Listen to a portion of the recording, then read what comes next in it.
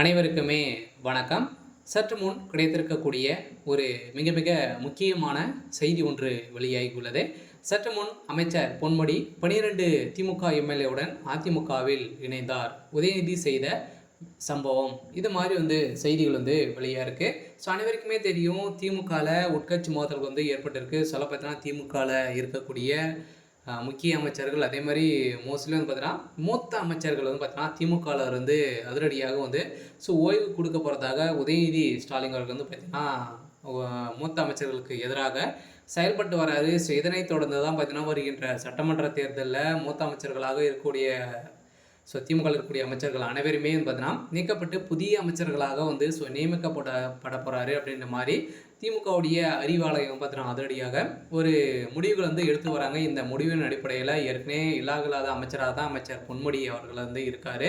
So அதே மாதிரி தான் பார்த்தீங்கன்னா துரைமுருகன் அவர்களுக்கும் இப்போ ஓய்வு கொடுக்க போகிறதாகவும் ஒரு தகவல் வெளியாகி வருது. ஒரு பக்கம் இருந்தாலுமே இப்போ அமைச்சர் பொன்முடி அவர்கள் பார்த்தீங்கன்னா அதிமுகவில் ஒரு முக்கிய பொறுப்பு கொடுக்க போகிறாரு. எடப்பாடி பழனிசாமி அவர்களுக்கு இடையே நெருங்கிய நண்பராக இருக்கார். இதன் அடிப்படையில் தான் இப்போ திமுகவிலிருந்து பார்த்தீங்கன்னா ஒரு 12 எம்எல்ஏக்களுடன் அதிமுகவில் இணைய போகிறாரு அப்படின்ற மாதிரி ஒரு அஃபீஷியலான ஒரு தகவல் கிடைத்திருக்கு. ஸோ இந்த தகவலின் அடிப்படையில் எந்த கட்சி ஒரு மிகப்பெரிய கூட்டணி வைக்குதோ அந்த கட்சி தான் பார்த்தீங்கன்னா 2026 ஒரு மிகப்பெரிய வெற்றிகள் பெறும் அப்படின்றது அனைவருக்குமே தெரியும். ஸோ இதன் அடிப்படையில் தான் இப்போ திமுகவில் உட்கட்சி மோதல்கள் ஏற்பட்டிருக்க சொல்ல பார்த்தீங்கன்னா 2026 உதயநிதியுடைய தலைமையில் தான் பார்த்தீங்கன்னா திமுக களம் இறங்க போகுது.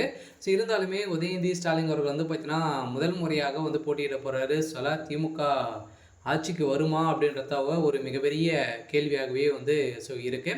ஸோ இந்த கேள்வியின் அடிப்படையில் தான் இப்போ அதிரடியாக திமுக இருக்கக்கூடிய மூத்த அமைச்சர்களுக்கெல்லாம் எதிராக உதயநிதி ஸ்டாலின் செயல்பட்டு வர்றாரு அப்படின்ற மாதிரி தகவல் வெளியாக இந்த தகவலை பற்றி முழுமையாக பார்க்கலாம். அதுக்கு முன்னாடி மறக்காமல் நம்முடைய சேனலை சப்ஸ்கிரைப் பண்ணிக்கோங்க.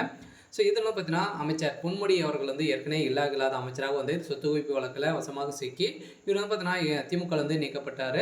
ஸோ இப்போ அதிரடியாக பார்த்தீங்கன்னா மீண்டும் திமுக இணையத்துக்கான வாய்ப்புகளே இல்லை அப்படின்ற ஒரு வாய்ப்பு தெரிஞ்சு கொண்ட நிலையில் இப்போ அதிரடியாக ரகசியமாகவே எடப்பாடி பழனிசாமி கிட்ட பார்த்தீங்கன்னா இவர் பேசி வராரு அப்படின்ற மாதிரி தான் இப்போ தகவல் வெளியாக இருக்குது.